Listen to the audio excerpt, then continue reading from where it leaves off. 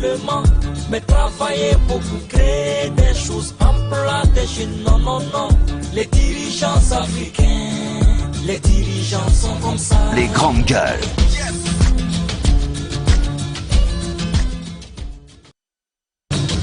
Bonjour à tous, bonjour à toutes, c'est la joie de vous retrouver encore ce matin pour vous servir, vous aider à mieux comprendre l'actualité, participer à son défrichage, vous aider justement à la lire sous toutes ses coutures, vous la porter telle qu'elle est, telle qu'elle se présente à nous, là où vous êtes, à travers le monde, à travers la Guinée.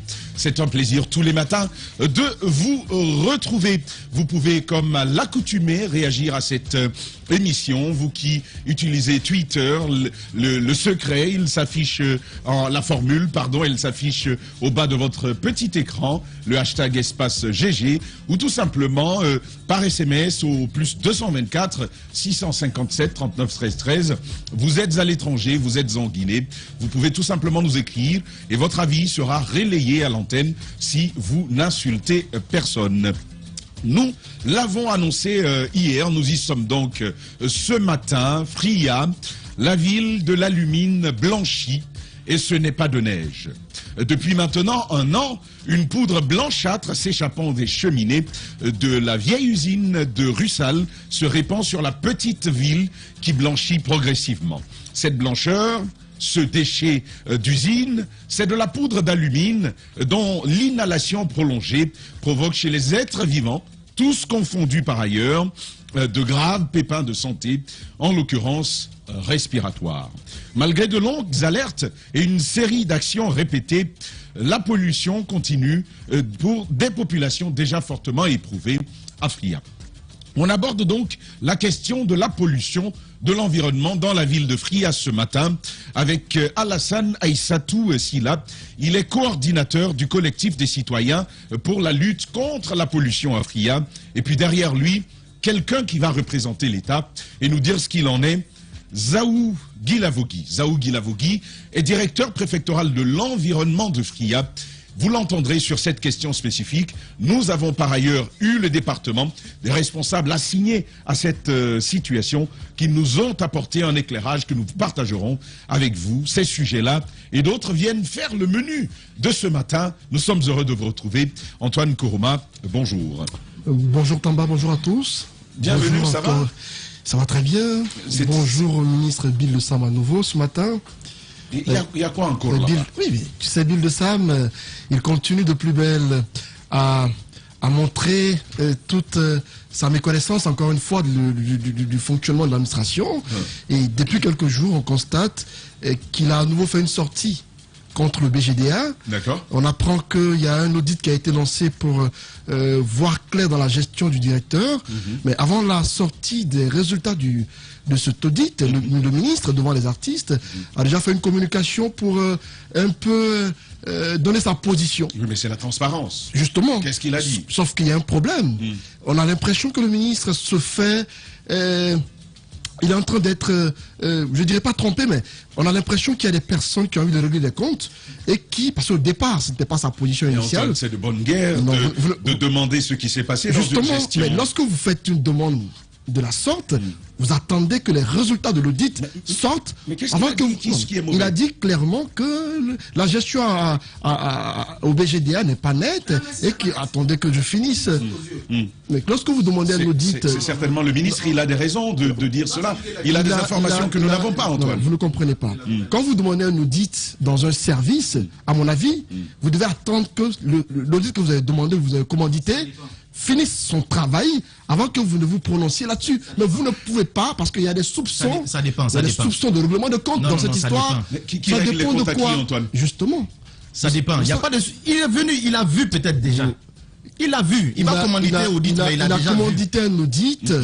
Parce que vous savez que par rapport au paiement du droit des auteurs au niveau des artistes, il y a des soucis. Il y a parfois...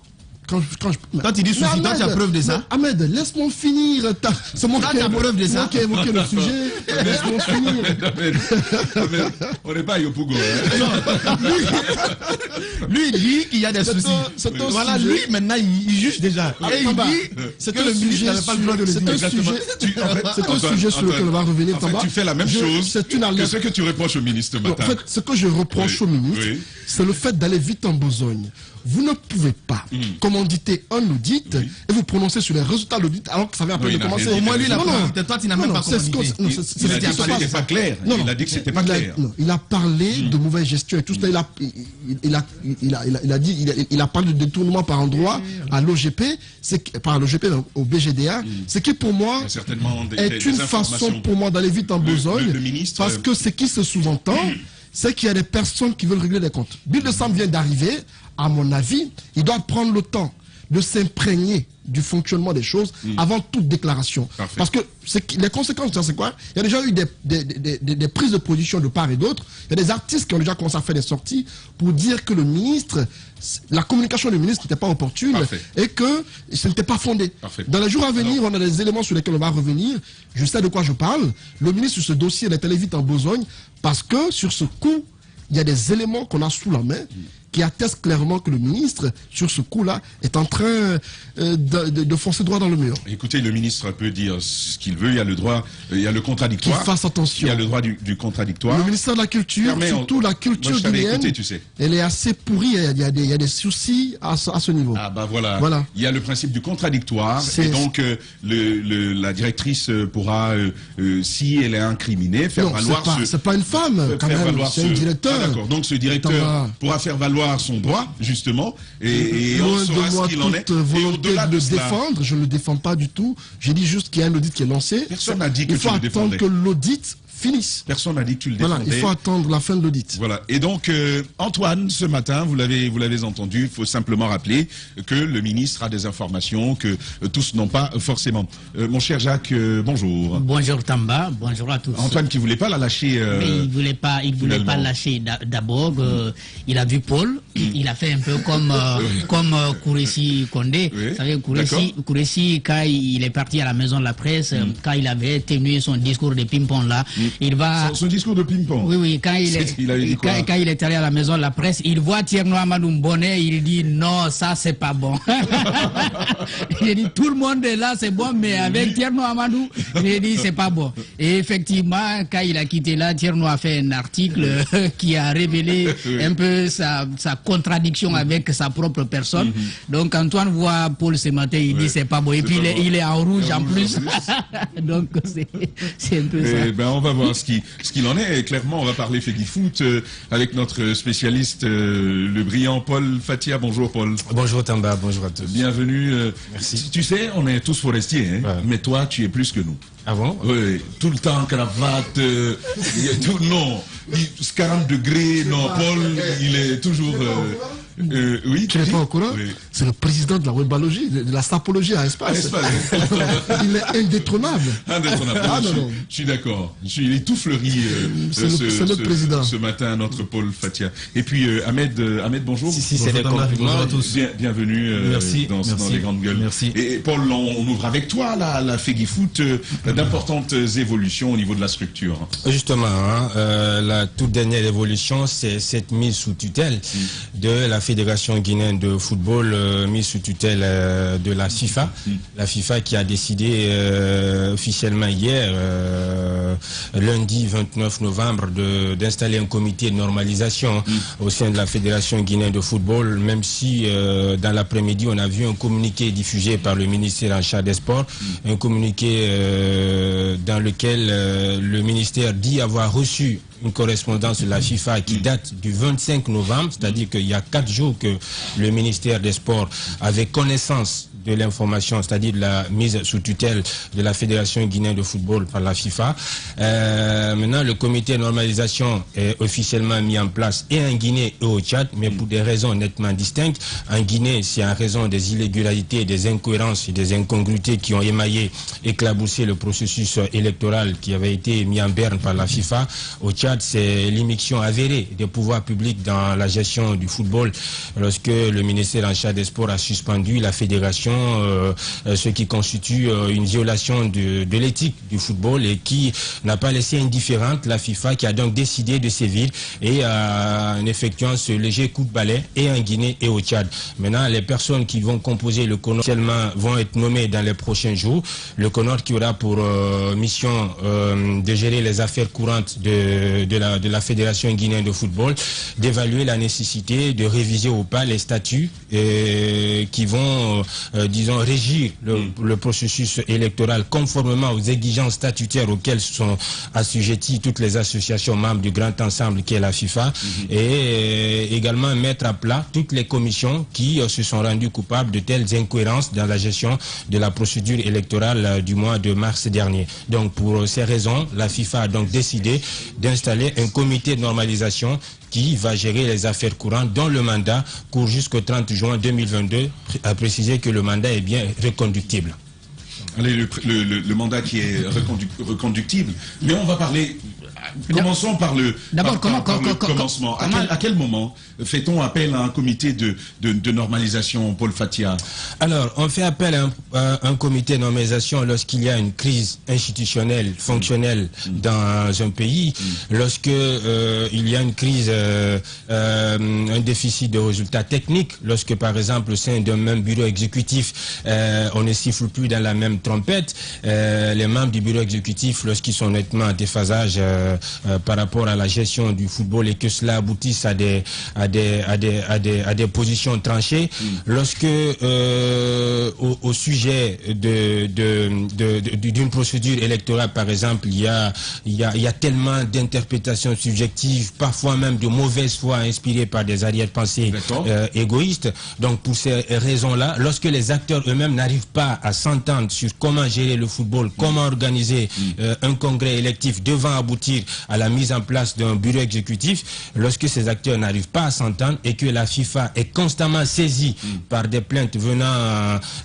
des clubs affiliés à la Fédération guinéenne de football, à un certain moment donné, la FIFA décide alors de prendre le devant et dans un premier temps, de vous alerter, de vous avertir comme elle a fait à un certain moment, de vous faire prendre conscience des manquements dont vous vous rendez coupable. Mais lorsque ces avertissements, ces nombreux rappels, ces nombreux avertissements n'aboutissent pas, finalement la FIFA prend cette décision qui est donc la mise en place du comité de normalisation. Nous parlons justement de la FEGIFOOT ce matin, FEGIFOOT conduite par Antonio Soiré, et puis sur ce processus électoral qui aura porté à l'instauration, à l'institution d'un comité de normalisation. Jacques Léon, on poursuit avec vous. Donc pour être précis, le bureau exécutif de la FEGIFOOT saute. Ces organes qui avaient été mis en place, je pense par exemple à la commission éthique également, sautent, et toutes les structures qui avaient été mises en place pour aller, n'est-ce pas, à ces élections, commission électorale, commission électorale de recours également sautent. Et l'autre question maintenant, c'est comment on choisit les membres du CONOR? Alors, les membres du CONOR... Et qui choisit? Les membres du CONOR sont choisis sur la base d'un CV. C'est-à-dire que ceux qui sont intéressés par la présidence du CONOR ou par, disons, les sièges du CONOR vont postuler à travers leur CV. La FIFA ensuite va procéder à un contrôle d'éligibilité qui va être mené par la commission de contrôle de la FIFA. Et la FIFA va examiner les CV et après décantation, la FIFA va délibérer elle-même. Elle va venir installer officiellement les membres du CONOR, le président ainsi que toute son équipe. Donc c'est la FIFA qui choisit, c'est la FIFA qui procède au contrôle d'éligibilité à travers la commission déjà qui est mise en place en son sein, et après délibération que la FIFA va, après examen plutôt de cette CV que la FIFA va délibérer. Mais est-ce que finalement le CONOR a des prérogatives, par exemple, pour demander des comptes, demander un audit, de gestion, tout ça? C'est quoi les niveaux, comme on dit, d'accréditation du CONOR finalement? Alors, dans la globalité, disons, grosso modo, les prérogatives qui sont assignées au CONOR, c'est gérer les affaires courantes, c'est réviser les statuts conformément aux exigences réglementaires et textuelles de la FIFA auxquelles sont souscrites toutes les associations membres de l'institution fêtière du football mondial, et mettre à plat toutes les commissions à l'interne. Maintenant, la FIFA, le comité peut s'offrir le loisir de voir plus loin que le bout de son nez, en voulant bien sûr chercher à savoir comment les fonds, notamment les subventions, les fonds qui ont été accordés, alloués à la Fédération guinéenne de football par la CAF et par la FIFA ont été gérés. Ou même par l'État. Oui, ou bien par l'État. Sauf que il n'y a pas de dotation de l'État? Non, je pense pas. Il n'y a pas de dotation de l'État. La Fédération vit exclusivement des fonds de la FIFA, des subventions de la FIFA et de la CAF, où le CONOR peut se dire, bon, je mets tout ça de côté, la gestion de ces fonds de ce côté, et je laisse cette gestion au soin je laisse le soin au prochain bureau exécutif qui va s'occuper alors de cet audit-là. Mais c'est pas exclu que la FIFA s'arrose alors de cette autre mission. D'accord. Antoine. Donc le CONOR, c'est comme un gouvernement de transition. Justement. Qui vient pour assurer les affaires courantes. Dites-moi, le rôle qu'ils vont jouer, est-ce qu'il y aura un toilettage, par exemple, des textes? Parce qu'il y a la question qui se pose, on sait pourquoi il y a eu cette crise au sein du football guinéen. Est-ce que le CONOR a le droit de revoir les textes qui régissent le fonctionnement du football guinéen? C'est l'une des principales missions d'ailleurs qui est assignée au CONOR. Réviser, le CONOR va évaluer la nécessité ou pas de réviser les textes. Maintenant, s'il y a des dispositions qu'il faut éliminer, qu'il faut revoir, et qu'elle estime nécessaire de les supprimer, le CONOR va les supprimer. S'il y a des dispositions à l'interne des statuts que le CONOR estime de reconduire, il va bien sûr les reconduire, notamment l'article ravageur qui est l'article 33 alinéa 4 qui a épinglé le président Mamadou Antonio Souaré, qui stipulait clairement que lorsqu'un membre du bureau exécutif se rend coupable d'une violation du code d'éthique, la conséquence elle est directe, il ne peut pas se présenter au prochain congrès électif de la Fédération guinéenne de football. Maintenant, ce qu'il faut craindre, c'est le scénario du Mali, par exemple. Le Mali, il y a eu un CONOR qui avait initialement un mandat de 6 mois. Ensuite, on a accordé une rallonge de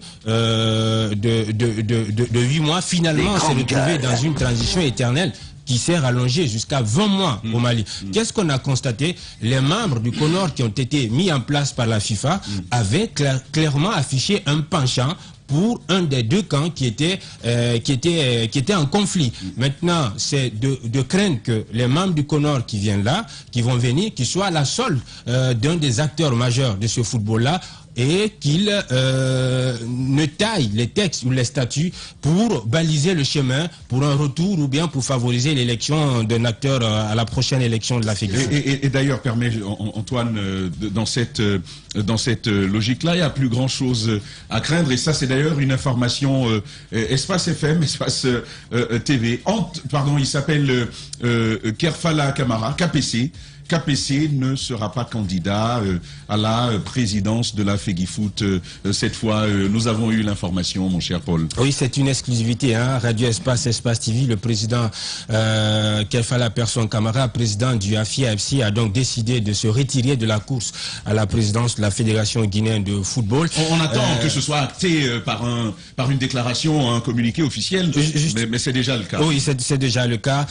Suite aux suggestions, aux propositions des directeurs des filiales du groupe Gicopress de la sous-région, des amis et collaborateurs collaborateurs. Il a donc décidé de se retirer de la course à la présidence de la FEGIFOOT. Néanmoins, il va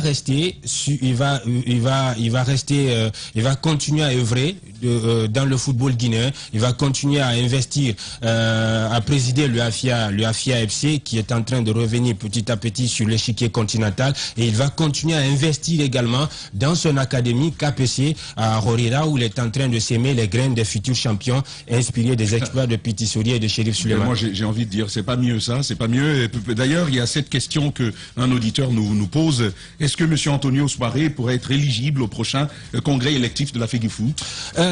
Éligible ou pas? Éligible, non. A priori, non. Maintenant, puisque déjà il y a une disposition qui l'épingle, c'est-à-dire l'article 33... Oui, tu parlais d'un article ravageur. Justement, article 33, alinéa 4 qui l'épingle.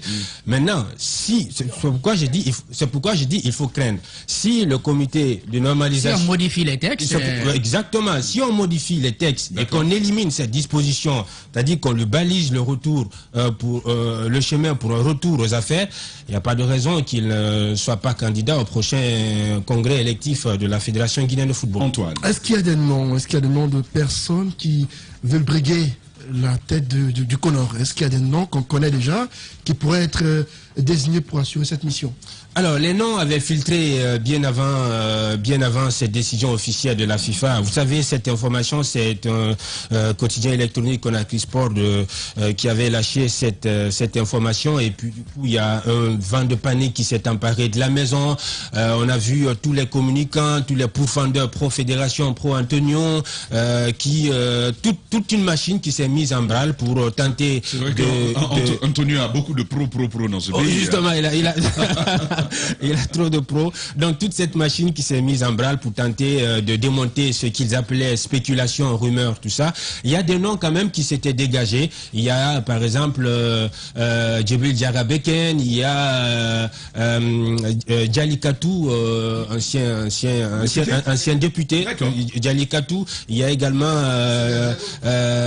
Lansine Keita, directeur national des sports et des activités physiques. Et aux dernières nouvelles, j'apprends que le célèbre journaliste sportif Sega Diallo également serait intéressé à présider le comité de normalisation. Sega Diallo, c'est à mon avis, c'est une bonne figure qui connaît quand même ce domaine. Antoine, une autre question ou pas du tout? Moi j'en ai quand même. Hein.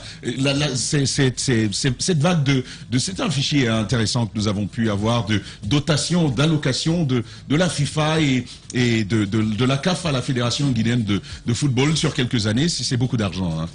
Oui, ça fait beaucoup d'argent avec... C'est en millions de dollars. Oui, avec ce tableau chiffré là qui circule, on parle de 7 millions 135, 140 000 7 millions d'euros, 140 000 euros, quelques poussières. Maintenant, ça, ce sont les subventions, les fonds qui ont été accordés à la Fédération guinéenne de football par la CAF, par la FIFA, notamment dans la gestion, notamment pour faire face aux effets pervers de la crise sanitaire liée au coronavirus. Vous savez, c'est une crise qui a failli pratiquement, qui a chamboulé tous les événements sportifs majeurs à travers le monde. Certaines compétitions ont été annulées, d'autres par contre ont été simplement et purement reportées. Maintenant, ça fait beaucoup d'argent. Beaucoup estiment qu'il faut évaluer, qu'il faut sonder, évaluer la gestion de ces fonds. Maintenant, ce qui est évident, ce qu'il faut préciser, c'est que les raisons qui ont prévalu à la mise en place du comité de normalisation ne sont pas financières. Ce sont des raisons qui sont purement fonctionnelles. C'est lié à la gestion du processus. De l'organisation, oui. Exactement. Maintenant, il revient encore une fois au comité de normalisation de décider ou pas de fouiner un peu plus dans la gestion de ces fonds ou de laisser le soin au prochain bureau exécutif de s'occuper de cette affaire. Maintenant, ça fait beaucoup d'argent. Bien sûr, énormément d'argent. Beaucoup d'argent. Et ça, c'est pas une information par ailleurs. Hein. C'est une question que l'on se pose. Il y a tellement de vagues, de supputations autour de la question. Le siège de la FEGIFOOT qui aurait coûté, dont la rénovation aurait coûté 8 milliards, mon cher. C'est... Oui, on l'apprend, hein, le siège, dormir debout. La rénovation aurait coûté 8 milliards, la rénovation du centre technique de Nongo aurait coûté 6 milliards de francs guinéens, ça fait beaucoup d'argent. Maintenant, ce qui est évident, c'est qu'aujourd'hui... il faut le dire, si c'est le cas, c'est un scandale. Oui. Rénover ce bâtiment que je connais à 8 milliards de francs guinéens, ce serait un scandale si c'est avéré. Le scandale, il est où? 8 milliards pour le Tamba, Antoine. T'as pas mené d'enquête pour comprendre. T'as pas mené d'enquête pour comprendre combien coûte chaque meuble. Antoine, il y a aucun ce scandale. bâtiment, tu peux obtenir non, pas du tout. Construction avec 8 milliards. Ça dépend de ce qui était là et de ce qui a été fait.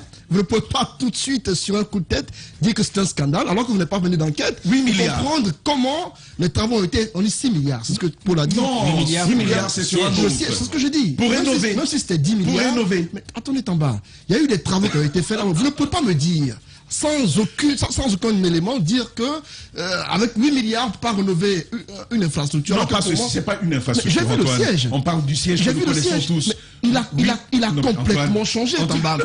Je n'ai pas les chiffres. Je n'ai pas, à ce niveau Antoine, de la situation, je ne peux pas déterminer combien peut coûter exactement cette rénovation, mais je ne peux pas dire sur un coup de tête que c'est un scandale parce que je n'ai pas les éléments sur la main pour l'attester. Mais toi, il n'y a aucun scandale, bon, maintenant, je t'explique. À moins qu'il n'y ait une enquête qui nous révèle que la rénovation a coûté tel montant et que ça aurait dû coûter tel autre montant. Voilà. Mais sans cela, on ne peut pas tout de suite dire que c'est un scandale. Voilà. Maintenant, parce qu'il n'y a rien qui l'atteste. Voilà, maintenant, je peux. Et ça a été un préfinancement d'ailleurs. Maintenant, je peux. Oui. Maintenant, je peux. Vas-y. Voilà, maintenant, je te dis aussi, Antoine, ni toi ni moi ne sommes spécialistes de la question. Nous avons dit deux choses. Ce n'est pas une information, mais l'information circule et on se pose des questions. Je ne trouve pas scandaleux. J'ai pas fini, s'il te plaît. Et j'ai posé des questions parce que moi, je ne suis pas spécialiste. J'ai fait plus que m'asseoir dans ce studio. J'ai posé une question à un technicien du bâtiment. Et voici sa réponse. Il me dit, avec 1,7 milliard, je trouverais que ce serait déjà trop. D'accord. 1,7 milliard. C'est son opinion à lui. C'est son opinion à lui, mais ce n'est pas, un marchand non plus. Je pose encore la question. Une rénovation, un ameublement, à mon avis, ça dépend des meubles qu'on y met, ça dépend des éléments qu'on envoie pour rénover. 8 milliards. Les coûts des différents meubles. Les coûts diffèrent en fonction de la qualité. Vous ne me direz pas que vous maîtrisez le coût des meubles qu'on met dans un bâtiment. Jusqu'à preuve contraire, je pense qu'il n'y a pas de scandale. Je pense qu'il y a eu des travaux qui ont été faits. Et l'image que présente cet édifice-là montre clairement qu'il y a eu des montants qui ont été injectés là. À moins qu'on me dise clairement qu'il y a une enquête qui atteste, ou un audit qui atteste qu'il y a un détournement, ou encore il y a des éléments qui ne collent pas. Alors, voilà. C'est une invite, absolument, c'est un appel que nous lançons, parce qu'on est souvent fermé sur les questions de chiffres. 8 milliards, ça reste quand même une question à devoir se poser, la Fendi-Foot. Si on peut savoir ce que finalement ça nous a coûté, ce sera important. Mon cher Paul, on poursuit pour terminer avec vous, Lionel Messi, notre Messi mondial, Ballon d'Or pour une septième fois. Parlons des choses plus importantes. Des grandes gueules. Quand même. Mais Messi... C'est un événement mondial. Je crois que Paul est là, il doit parler des questions nationales, des questions du football national, et puis ne pas s'intéresser à une histoire, je ne sais pas, qui semble devenir de la pagaille. Un épiphénomène. Non, c'est pas un épiphénomène par ailleurs. Pour Jacques. C'est un phénomène mondial du football. C'est un truc très banal. Voilà. Si c'était N'Golo Kanté, on aurait parlé de ça.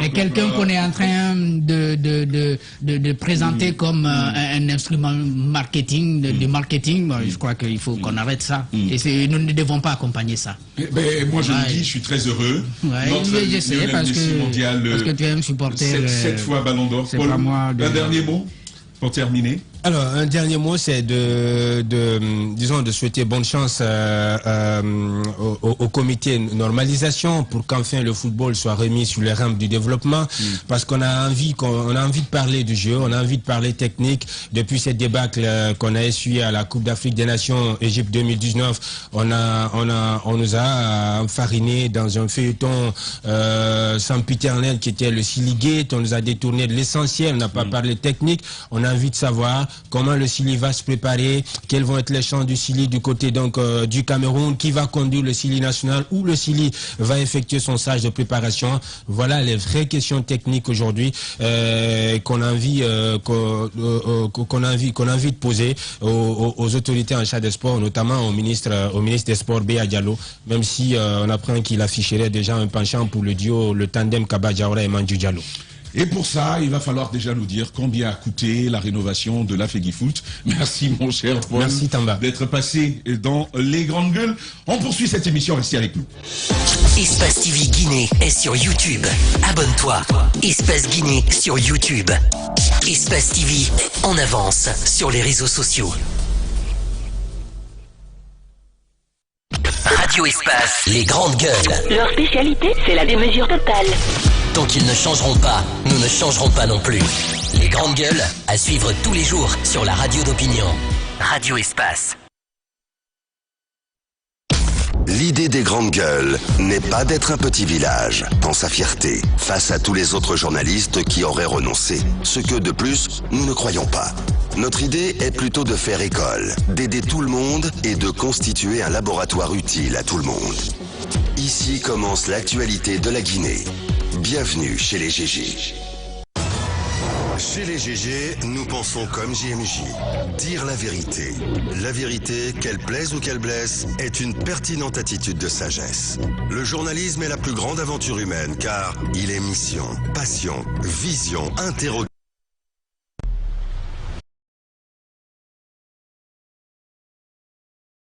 Dans ce studio pour continuer cette émission, mon cher Ahmed, nous avons écouté Paul Fatia. Ben écoutez, je pense que la FIFA, comme il l'a dit, avait quand même tiré la sonnette d'alarme depuis un bon moment. Mais si de bonnes oreilles n'ont pas entendu, c'est tout à fait normal qu'il y ait ce Connor aujourd'hui en place. Mais quand on connaît un peu la lourdeur de l'administration guinéenne et on sait parfois que quand le Sili se déplace, ça il ne faut pas quand même se le cacher, celui qui était à la tête de cette fédération faisait beaucoup. Il n'attendait d'ailleurs pas forcément l'État pour s'engager dans certaines dépenses, même si après il fallait se faire rembourser. Alors je dis que la Guinée a des compétitions en vue. Alors il faut que l'État se bouge dans ce cas, surtout avec le gel. Sinon, on risque de voir certaines situations qui vont pas quand même aider notre équipe nationale à pouvoir faire de belles prestations, même si les prestations, ces derniers temps, n'était pas quand même... l'État n'est pas incapable de payer ça. Non, je n'ai pas dit... Ce sont nos lourdeurs qui nous fatiguent. Mais c'est de ça que j'ai parlé. Je n'ai pas parlé d'incapacité.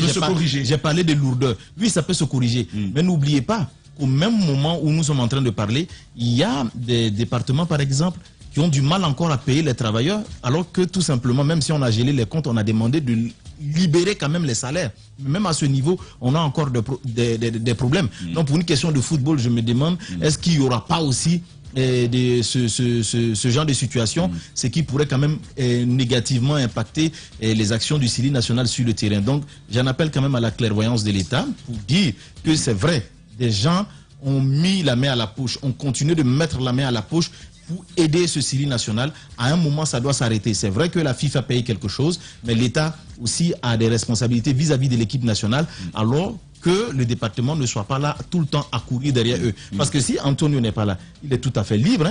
S'il veut, si l'équipe doit se déplacer, s'il a envie de faire quelque chose, il le fait, comme d'autres aussi le font d'ailleurs. Mais s'il veut, il ne le fait pas. Parce que parfois, je me souviens, quand il y avait même des qualifications, il faisait des promesses aux joueurs, mais qui venaient directement de sa propre poche. Alors donc je pense que l'État devrait se bouger pour qu'on évite ce genre de problème et que l'équipe nationale, qui est un patrimoine, ne soit pas utilisée de la sorte et que l'État soit vraiment là pour répondre à tous les besoins. Voilà, et des retards sur le salaire des fonctionnaires, s'il y a, c'est plus en raison de processus de normalisation. C'est l'information qu'on nous a donnée il y a quelques jours en arrière. Jacques, cette fois on avance et c'est un sujet particulier, un peu comme la plupart des sujets que nous avons dans ce studio. C'est donc une vague d'intrusion à l'intérieur d'un processus judiciaire plus ou moins clos. Et on ne comprend rien, Jacques. Vous savez, quand le CNRD est arrivé, il a dit à tout le monde de parler.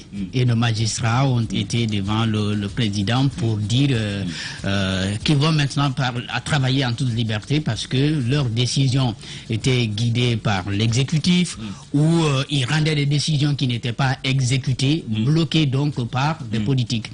Si nous soupçonnons les mêmes réalités perdurer dans la transition ou disons revenir sous une autre forme, c'est normal d'alerter. Et ça, c'est un cas qui nous a été présenté. C'est une affaire commerciale qui oppose donc Groupe International Trading et Khalil les Frères. Groupe International qui est une société pakistanaise, mais basée à Dubaï, et Khalil les Frères qui est une société de droit guinéen qui a voulu, n'est-ce pas, s'essayer un peu dans la commercialisation du riz. Ce qui se passe, c'est qu'en août 2021, la société pakistanaise va s'entendre avec le cabinet de la première dame de la République, Madame Djenné Kaba Kondé, pour acheminer sur Conakry 5000 tonnes de riz. 5000 tonnes de riz que la première dame voudrait, selon les informations, donner, n'est-ce pas, aux femmes. Ce qui va se passer, c'est que ce riz-là va être embarqué le 30 août 2021, mais avec une autre quantité importante aussi de riz. 5000 tonnes, ça c'est pour le cabinet de la première dame, mais il y a une autre quantité importante qui devrait arriver en direction de Conakry. La société donc qui a sa représentation ici à Conakry va quand même vivre avec nous autres les événements du 5 septembre. Donc, ce qui change la donne. Les 5000 tonnes qui sont dans le bateau, tout comme l'autre quantité, va devoir trouver d'autres preneurs, n'est-ce pas, sur place. Ainsi donc, c'est un Sénégalais qui représente la société en Afrique de l'Ouest, va être mandaté par le directeur général de la société de venir procéder à la réception et à la vente de la quantité qui arrive à Conakry. C'est au total 24 500 tonnes de riz. Il y a donc des mandats de procuration. D'abord un mandat qui a été signé par Lemani Akashijai, qui est donc le directeur général de Groupe International Trading, donc, qui va mandater Papin Ndiaye par ses présentes. Je lis seulement une partie. Monsieur Papin Ndiaye, représentant Afrique de l'Ouest de Groupe International de nationalité sénégalaise, titulaire du passeport, auquel je donne pouvoir au nom et pour le compte de la société de procéder à la vente des 24 500 tonnes de riz en provenance du Pakistan et faisant objet du BL sur le navire MV Rési Aigle, de procéder à toutes les formalités au niveau du port et de la douane, de signer tout contrat de vente avec les différents acheteurs, de recevoir tout paiement au nom et pour le compte de la société Groupe International. Donc à Conakry, Papin Ndiaye va faire la rencontre de l'opérateur économique Ibrahima Kondé de la société Khalil les Frères. Des contrats de vente de 5000 tonnes pour donc 2 250 000 $ et de 16 500 tonnes pour une valeur de 7 425 000 $ par l'entremise d'un notaire. La place en Sakaba a été établie le 20 septembre 2021. Mais avant donc la signature du contrat, il va lui aussi faire un mandat spécial. J'ai sous-signé M. Papin Ndiaye, titulaire du passeport, représentant Afrique de l'Ouest du Groupe International des nationalités sénégalaises par ses présentes. Constitue pour mon mandataire spécial M. Ibrahima Kondé, représentant la société Khalil les Frères des nationalités guinéennes, auquel je donne pouvoir qui m'a été donné par la société Groupe International et non pour le compte de la société de procéder à la vente de 24 000 tonnes de riz en provenance du Pakistan et faisant objet de, on donne des informations tout, de procéder à toutes les formalités au niveau du port de la douane, de signer tout contrat de vente avec les différents acheteurs, de recevoir tout paiement et non, au nom et pour le compte de la société Groupe International. Donc, d'un mandat à un mandat, ils vont finalement signer des contrats de vente de ce riz-là. Il y a un premier contrat ici qui porte donc sur comment on appelle ça, sur 5000 tonnes. Donc, comme je le disais tout à l'heure, 5000 tonnes pour une valeur de 2 500 000 $. Évidemment, on précise révisable en fonction de l'évolution des cours du riz. Un deuxième contrat qui va cette fois porter sur les 16 500 tonnes.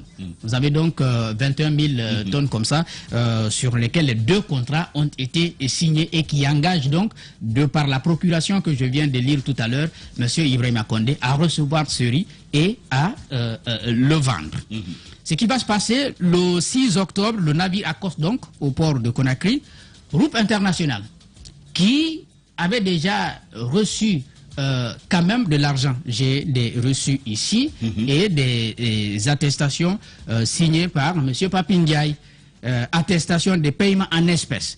J'ai sous-signé M. Papindiaï, titulaire du passeport sénégalais numéro tant, certifie avoir reçu la somme en liquide de 1 300 000 $ le 22 octobre 2021 de la part de M. Ibrahima Condé, directeur général de Khalil et Frères. Ces versements constituent un acompte sur la vente de riz conclu en vertu du mandat en date du 17 septembre 2021. D'accord. Première attestation des ventes. Deuxième attestation. Donc un peu plus il y en a million. parce que le montant va être payé graduellement.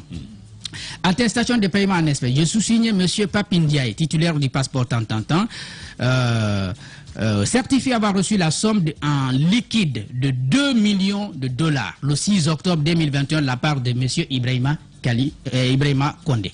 Attestation de paiement en espèces, troisième attestation. Donc, j'ai sous-signé M. Papindiaï, titulaire du passeport, certifie avoir reçu la somme en liquide d'1 100 000 $. L'autre attestation encore, j'ai sous-signé M. Papindiaï, donc, certifie avoir reçu la somme en liquide de 800 000 $ le 19 octobre de la part de M. Ibrahima Condé. Vous avez... banalement 5 millions déjà. Ouais, 5 millions déjà. Le montant, comme je l'ai dit, il était prévu que ce soit payé graduellement. Vous avez, si vous comptabilisez 7 millions et quelques, 2 millions et quelques, c'est au fait autour de 9 millions. Vous avez plusieurs autres attestations ici et plusieurs autres reçus qui ont été délivrés par le représentant de groupe international en Afrique de l'Ouest. Donc, ces montants ont été effectivement reçus comme le prouvent ces papiers.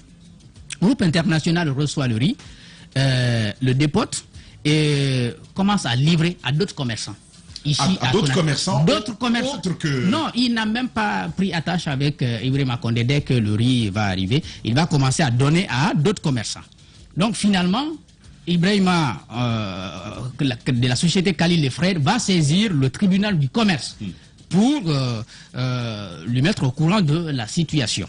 Le 14 octobre, le président de cette juridiction va émettre une décision de saisie conservatoire de 21 500 tonnes de riz sur la cargaison, conformément aux dispositions de l'article 54 de l'acte uniforme de l'OADA. Nous avons toutes les décisions ici qui ont été rendues par ces tribunaux-là. Le mercredi, donc, on va établir un procès verbal de saisie conservatoire qui parvient au responsable du magasin du stock de groupe international par le biais de maître Mohamed Chérif Kamara, l'huissier de justice. Le magasin donc a été sommé dans cet acte de payer soit 11 825 000 au requérant Khalil et Frères à titre de frais et dommages à défaut d'assister à la fermeture des magasins. Et le 28 du même mois, un acte de non-contestation de la décision du tribunal de commerce a été notifié à Papindiaï, le représentant de groupe international. Le document ordonne la mise à disposition de la cargaison de riz à la société Khalil et Frères, conformément aux clauses contractuelles établies entre les deux parties le 20 septembre 2021. Donc, sur la base de cet acte de non-contestation, une décision des mains levées a été prise et transmise par le même huissier le 4 novembre. 24 heures après cette décision, a été donc mis à exécution. La décision a été mise à exécution sur le terrain dans le magasin de stock de Tombo. L'huissier s'est fait surprendre dans un premier temps par la visite du colonel Célestin, qui est le haut commandant en second de la gendarmerie nationale. Celui-ci était venu avec certains éléments de la gendarmerie. Il va donc tenter de demander l'arrêt, parce que c'était d'ouvrir le magasin pour que Khalil et Frères puissent s'approprier du contenu, n'est-ce pas, du riz qui était là, donc du stock, pardon, qui était là. Finalement, de tractation en tractation, le haut commandant en second va être amené à quitter les lieux. Mais maintenant, lui, il quitte, et le ministre de la Sécurité... Mais le haut commandant, est-ce qu'on sait qui l'y a envoyé? C'est un OPJ. C'est un OPJ, mais c'est une décision de justice que l'huissier était venu exécuter. Donc, on peut dire que le dossier n'était plus au niveau de... à leur niveau. À leur niveau. Il y a eu le tribunal du commerce qui a été saisi, qui a statué et qui a ordonné que le contenu soit donner, n'est-ce pas, comme je le disais, à Khalil les frères, à défaut au moins de lui payer 11 825 000 à titre de dommages et intérêts. Donc, le haut commandant second va quitter les lieux. Mais quand lui, il quitte, le ministre de la Sécurité s'invite, et ça c'est le samedi 6 novembre, le général Bachir Diallo, donc accompagné de ses grades, se présente devant le magasin et ordonne la fermeture immédiate des lieux. Va donc s'engager sur le terrain des discussions chaudes, je crois qu'on a pu avoir un peu le rapport, des discussions assez chaudes entre le ministre et l'huissier de justice. Finalement, il va finir par l'embarquer. Le ministre va embarquer l'huissier de justice qu'il va déposer donc au haut commandement de la gendarmerie. On va expliquer. L'huissier va présenter la décision de justice qu'il avait en sa possession. Ils vont s'expliquer et finalement, le haut commandant en personne va intervenir et va rétablir l'huissier dans ses droits. Le ministre finira par comprendre sur le terrain qu'il était certainement dans des erreurs. L'huissier va donc être libéré et repartir sur le terrain pour continuer, n'est-ce pas, son travail. Selon donc les renseignements, l'arbitrage du haut commandement, je le disais, va permettre cela. Mais le 11 novembre, l'huissier revient au magasin pour assister au chargement des camions.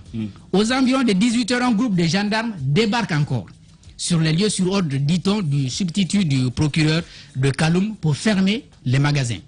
Cette intervention s'est fait suivre par un mandat du procureur lui-même, le lendemain avec pour instruction aux gendarmes d'arrêter les travaux, fermer les magasins et bloquer tous les camions déjà chargés sur place. Ceci pour comprendre la véracité des choses, selon le procureur donc Alpha Seni Kamara. Le 18 octobre, le Mani Akash, donc le directeur de comment on appelle ça, groupe international, va donc arriver à Conakry. Il a été interpellé sur le dossier. Il a nié avoir passé un quelconque contrat avec l'opérateur économique guinéen. Finalement, on va... Pourtant, nous avons copie des contrats. On a des copies. On va d'abord sortir la procuration qu'il a faite au mandatant donc son représentant en Afrique de l'Ouest de passer tout marché et la procuration que ce dernier a signée au nom donc de Ibrahima Condé, le mandatant de procéder, de recevoir le riz et de le revendre. Et on va sortir tous les documents qui attestent qu'il y a des montants quand même qui ont été perçus pour la quantité de ce riz-là. Le monsieur va finir par comprendre qu'il n'est pas dans le droit. Lui, il va quitter Conakry. On ne sait pas comment, mais il va finalement quitter Conakry. Et la procédure va devoir suivre sans lui. Finalement, ça va se passer entre son représentant en Afrique de l'Ouest et Condé et frères. Suivant donc la note d'assignation du 12 novembre, le tribunal du commerce, après avoir examiné le dossier, parce qu'il avait constaté que le tribunal de première instance de Kaloum s'était invité dans le dossier, alors que ça ne relèverait pas de ce domaine de compétence, c'est une affaire commerciale, c'est pourquoi ce tribunal a été mis en place. Lui, il rend une décision. Et parallèlement, c'est le tribunal du commerce et le tribunal de première instance de Kaloum qui s'invite dans le dossier, qui commence par prendre des décisions, on ferme, on ouvre, on ferme, on ouvre. Il va donc interpeller le tribunal pour le faire comprendre qu'il n'a pas qualité à intervenir, n'est-ce pas, dans ce dossier-là. Voilà, c'est une affaire que l'on va poursuivre, mon cher Jacques. La machine est allumée, un dossier d'intrusion où il y a plusieurs ministres. On a déjà parlé du ministre de la Sécurité, on y reviendra. Et puis la ministre de la Justice, comme on le verra un peu plus loin. Et si tout va bien, ce même huissier, on pourrait l'avoir au bout du fil dans cette émission. Restez avec nous. Vos préoccupations seront prises en compte à partir de vos réactions sur la toile et par messagerie. C'est seulement dans 10 minutes. Chez les GG, nous pensons comme JMJ. Dire la vérité. La vérité, qu'elle plaise ou qu'elle blesse, est une pertinente attitude de sagesse. Le journalisme est la plus grande aventure humaine car il est mission, passion, vision, interrogation, immersion, quête de vérité et conquête d'objectivité. Écoutez les GG tous les matins sur Radio Espace en simultané sur Espace TV, Espace Région Bokeh, Labé, Zérékoré, Kindia sur 99.7, Cancan sur 99. Les grandes gueules sur Espace, les GG. Les violences sexuelles sont devenues récurrentes en Guinée. La seule façon d'y remédier est de briser le silence, d'en parler. Ensemble, disons non à ces violences qui peuvent briser des vies. Si vous êtes concerné ou si vous connaissez des femmes qui subissent ces violences, contactez l'OPROGEM, Office de protection du genre, de l'enfance et des mœurs, la BSPPV, Brigade spéciale pour la protection des personnes vulnérables, ou les organisations de défense des droits de l'homme. Appelez au 116 ou l'ONG Femmes, Développement et Droits Humains en Guinée. Au 623 87 97 97. Ensemble, luttons contre la violence faite sur les personnes vulnérables en association avec le groupe Adafo Média, Radio Espace, Sweet FM, Espace TV, Calac Radio, Calac TV, Espace Région, Adafo Régie, Adafo Events. Espace TV Guinée est sur YouTube. Abonne-toi. Espace Guinée sur YouTube. Espace TV en avance sur les réseaux sociaux. C'est l'histoire d'un homme. Oui, c'est moi. Un homme prêt à tout pour sauver le monde. Oui, ça dépend de ce que tu veux dire par là. Un héros? Un héros. C'est un peu rigolo, mais un héros, non. Maître en arts martiaux. Ah non, alors là, pas du tout. Spécialiste du combat rapproché. Ouh là là, je peux pas me battre. Et avec un corps de rêve. Alors là, tu t'es complètement trompé de personne. Oh, ça va quand même. Quelques kilos en moins, ça te ferait pas de mal, mais... Non, t'es bien déjà. Il est de retour. Lamine Guérassi, dans le plus lion des mornings. Rendez-vous lundi, dès 6h15, sur Radio Espace. Bien s'informer, ça demande du temps. Et surtout, se forger une opinion. Du temps pour recueillir les faits. Et recouper tous les faits. De confronter les idées. Les points de vue. Et surtout, les décortiquer. Les analyser, les décrypter. Et puis il faut du temps pour s'écouter, se comprendre. Alors chaque jour, donnons du temps à l'info. Le temps qu'elle mérite. Les grandes gueules, du lundi au vendredi, sur Espace.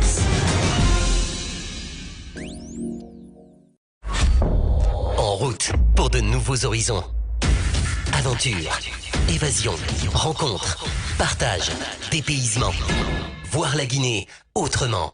Pour cette rentrée, nous vous proposons des inédits. Bienvenue sur Adafo Média.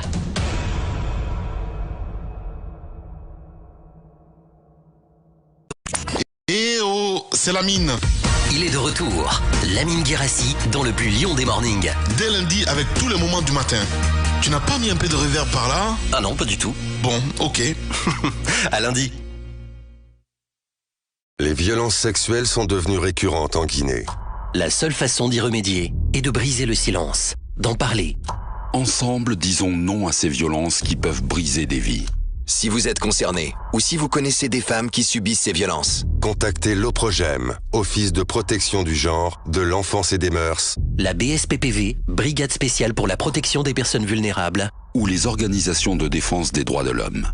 Appelez au 116 ou l'ONG Femmes, Développement et Droits Humains en Guinée. Au 623 87 97 97.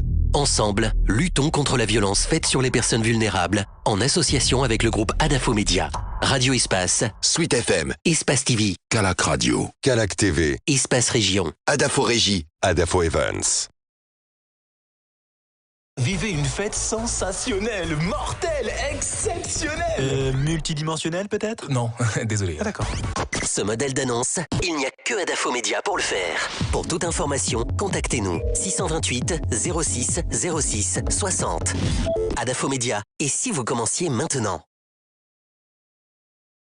Espace TV Guinée est sur YouTube. Abonne-toi. Espace Guinée sur YouTube. Espace TV en avance sur les réseaux sociaux.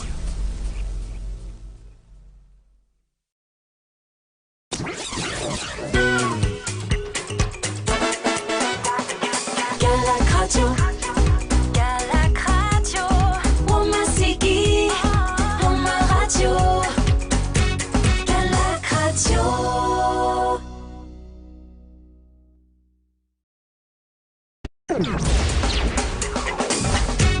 Calac Radio. Les violences sexuelles sont devenues récurrentes en Guinée. La seule façon d'y remédier est de briser le silence, d'en parler. Ensemble, disons non à ces violences qui peuvent briser des vies. Si vous êtes concerné ou si vous connaissez des femmes qui subissent ces violences, contactez l'Oprogem, Office de protection du genre, de l'enfance et des mœurs, la BSPPV, Brigade spéciale pour la protection des personnes vulnérables, ou les organisations de défense des droits de l'homme. Appelez au 116 ou l'ONG Femmes, Développement et Droits Humains en Guinée. Au 623 87 97 97. Ensemble, luttons contre la violence faite sur les personnes vulnérables en association avec le groupe Adafo Média, Radio Espace, Sweet FM, Espace TV, Calac Radio, Calac TV, Espace Région, Adafo Régie, Adafo Events. Espace TV Guinée est sur YouTube. Abonne-toi. Espace Guinée sur YouTube. Espace TV en avance sur les réseaux sociaux. Eh oh, c'est Lamine. Il est de retour. Lamine Guérassi dans le plus lion des mornings. Dès lundi avec tous les moments du matin. Tu n'as pas mis un peu de reverb par là? Ah non, pas du tout. Bon, ok. À lundi. C'est qui le champion à Guinée? C'est qui le champion à Guinée? Espace, espace, espace, espace, espace. C'est l'histoire d'un homme. Oui, c'est moi. Un homme prêt à tout pour sauver le monde. Oui, ça dépend de ce que tu veux dire par là. Un héros? Un héros. C'est un peu rigolo, mais un héros, non. Maître en arts martiaux. Ah non, alors là, pas du tout. Spécialiste du combat rapproché. Ouh là là, je peux pas me battre. Et avec un corps de rêve. Alors là, tu t'es complètement trompé de personne. Oh, ça va quand même. Quelques kilos en moins, ça te ferait pas de mal, mais... Non, t'es bien déjà. Il est de retour. Lamine Guérassi dans le plus lion des mornings. Rendez-vous lundi dès 6h15 sur Radio Espace. Les violences sexuelles sont devenues récurrentes en Guinée. La seule façon d'y remédier est de briser le silence, d'en parler. Ensemble, disons non à ces violences qui peuvent briser des vies. Si vous êtes concerné ou si vous connaissez des femmes qui subissent ces violences, contactez l'Oprogem, Office de protection du genre, de l'enfance et des mœurs, la BSPPV, Brigade spéciale pour la protection des personnes vulnérables, ou les organisations de défense des droits de l'homme. Appelez au 116 ou l'ONG Femmes, Développement et Droits Humains en Guinée. Au 623 87 97 97. Ensemble, luttons contre la violence faite sur les personnes vulnérables en association avec le groupe Adafo Média, Radio Espace, Sweet FM, Espace TV, Calac Radio, Calac TV, Espace Région, Adafo Régie, Adafo Events. Bien s'informer, ça demande du temps. Et surtout, se forger une opinion. Du temps pour recueillir les faits. Et recouper tous les faits. De confronter les idées. Les points de vue. Et surtout, les décortiquer. Les analyser, les décrypter. Et puis il faut du temps pour s'écouter, se comprendre. Alors chaque jour, donnons du temps à l'info. Le temps qu'elle mérite. Les grandes gueules, du lundi au vendredi, sur Espace. C'est l'histoire d'un homme. Oui, c'est moi. Un homme prêt à tout pour sauver le monde. Oui, ça dépend de ce que tu veux dire par là. Un héros? Un héros. C'est un peu rigolo, mais un héros, non. Maître en arts martiaux. Ah non, alors là, pas du tout. Spécialiste du combat rapproché. Ouh là là, je peux pas me battre. Et avec un corps de rêve. Alors là, tu t'es complètement trompé de personne. Oh, ça va quand même. Quelques kilos en moins, ça te ferait pas de mal, mais... Non, t'es bien déjà. Il est de retour. Lamine Guérassi dans le plus lion des mornings. Rendez-vous lundi dès 6h15 sur Radio Espace.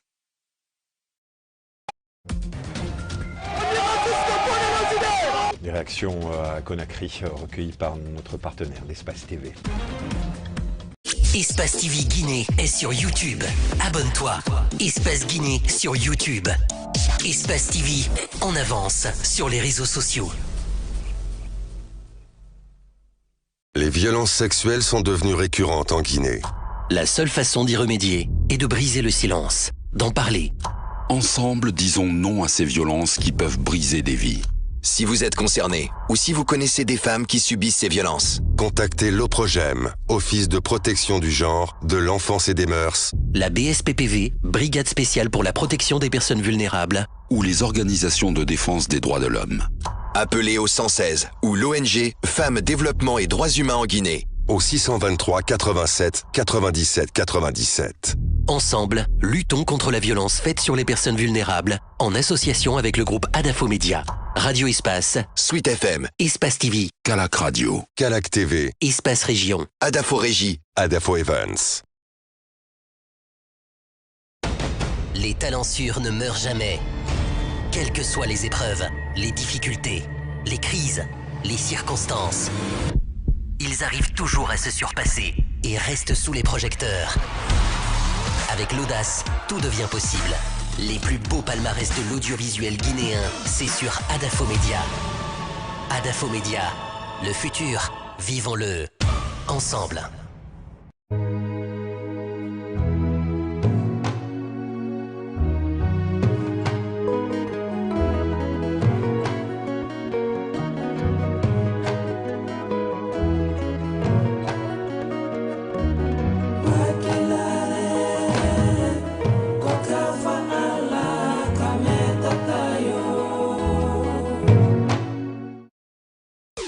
Radio Espace Guinée. Radio Espace Guinée.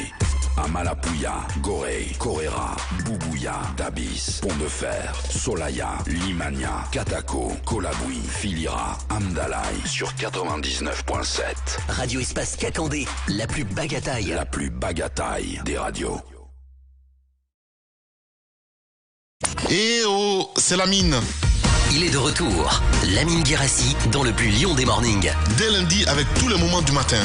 Tu n'as pas mis un peu de reverb par là? Ah non, pas du tout. Bon, ok. À lundi.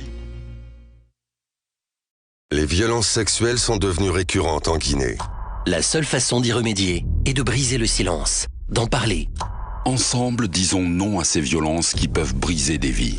Si vous êtes concerné ou si vous connaissez des femmes qui subissent ces violences, contactez l'OPROGEM, Office de protection du genre, de l'enfance et des mœurs, la BSPPV, Brigade spéciale pour la protection des personnes vulnérables, ou les organisations de défense des droits de l'homme. Appelez au 116 ou l'ONG Femmes, Développement et Droits Humains en Guinée. Au 623 87 97 97. Ensemble, luttons contre la violence faite sur les personnes vulnérables en association avec le groupe Adafo Média. Radio Espace, Suite FM, Espace TV, Calac Radio, Calac TV, Espace Région, Adafo Régie, Adafo Evans. Espace TV Guinée est sur YouTube. Abonne-toi. Espace Guinée sur YouTube. Espace TV en avance sur les réseaux sociaux.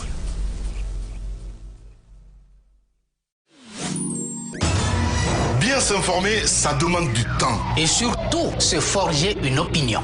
Du temps pour recueillir les faits. Et recouper tous les faits. De confronter les idées. L'actualité qui rime avec liberté de ton, vous l'avez compris. La machine allumée, ça s'échauffe. Mais nous revenons dans ce studio pour la deuxième et certainement dernière partie de cette émission. Dans un instant, nous irons à Fria.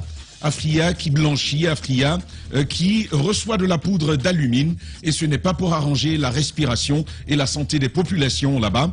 Vous entendrez un habitant, un résident. Il est citoyen donc, et donc il est coordinateur du collectif des citoyens pour la lutte contre la pollution Afria. Je veux nommer Alassane Aïssa Toussila qui prendra la parole au bout du fil tout à l'heure.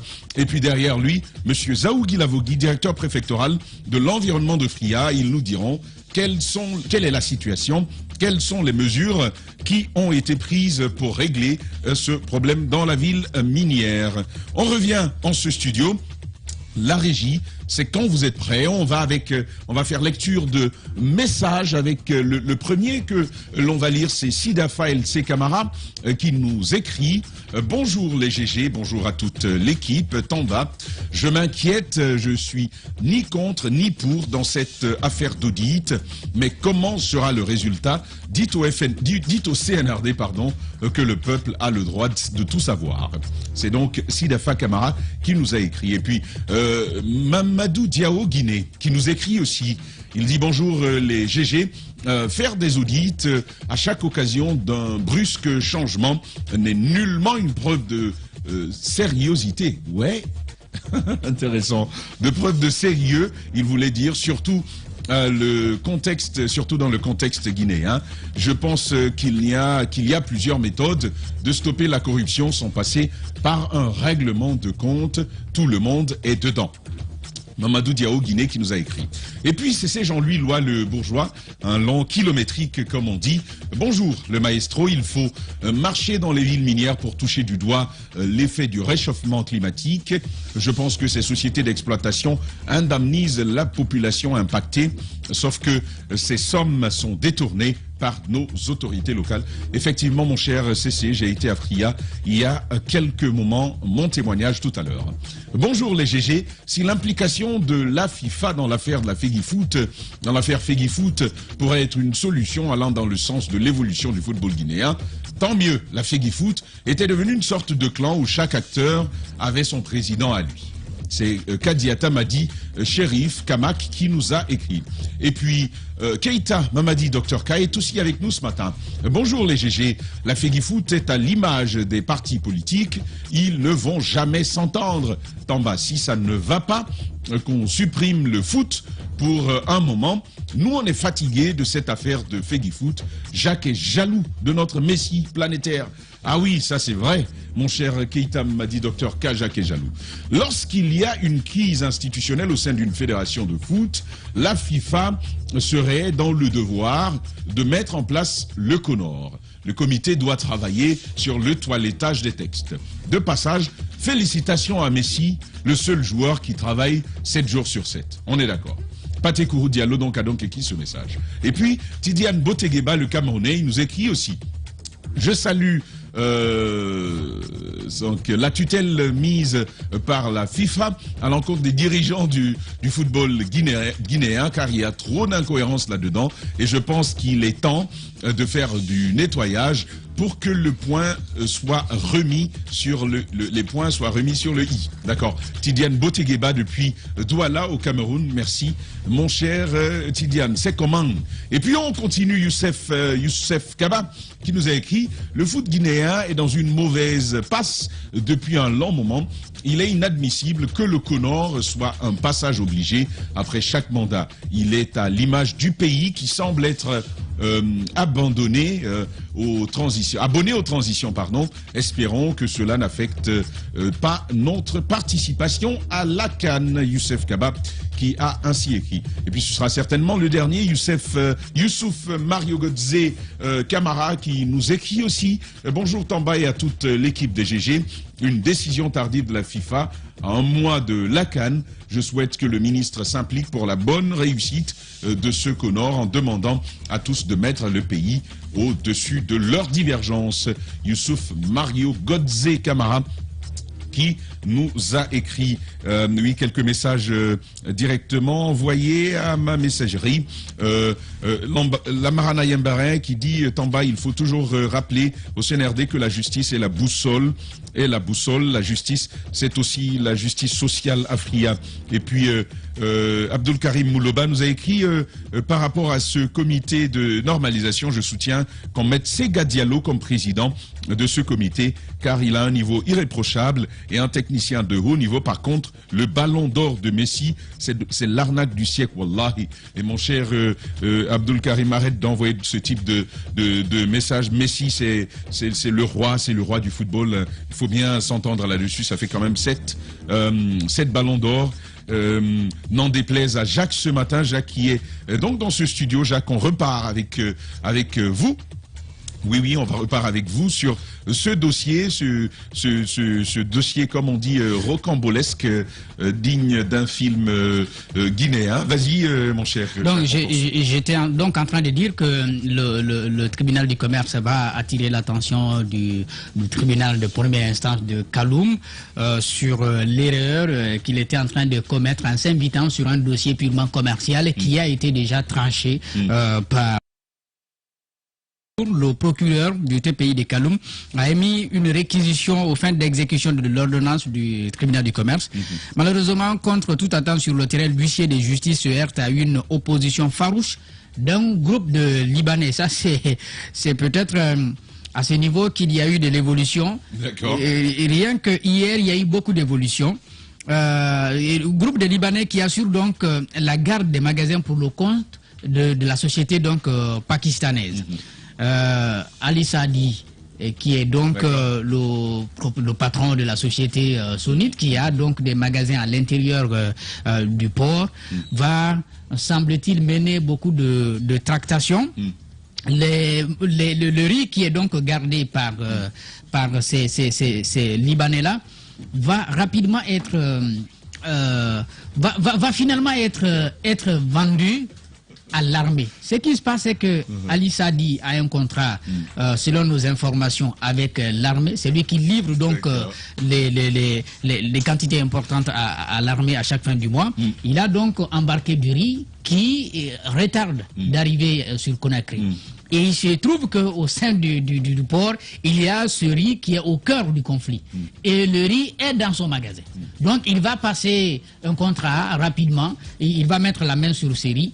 C'est hier que ce riz a été sorti pour être amené, déposé au niveau du ministère de la Défense. Pendant ce temps, le monsieur, il n'a toujours pas... Le ministère de la Défense, donc l'armée. Oui, c'est l'armée. Le riz a été finalement envoyé à l'armée. Il semble que le ministère de la Justice a appelé encore une fois pour empêcher que la même décision de justice du tribunal de commerce soit exécutée par l'huissier et qui a été mandaté par la société Khalil et Frères.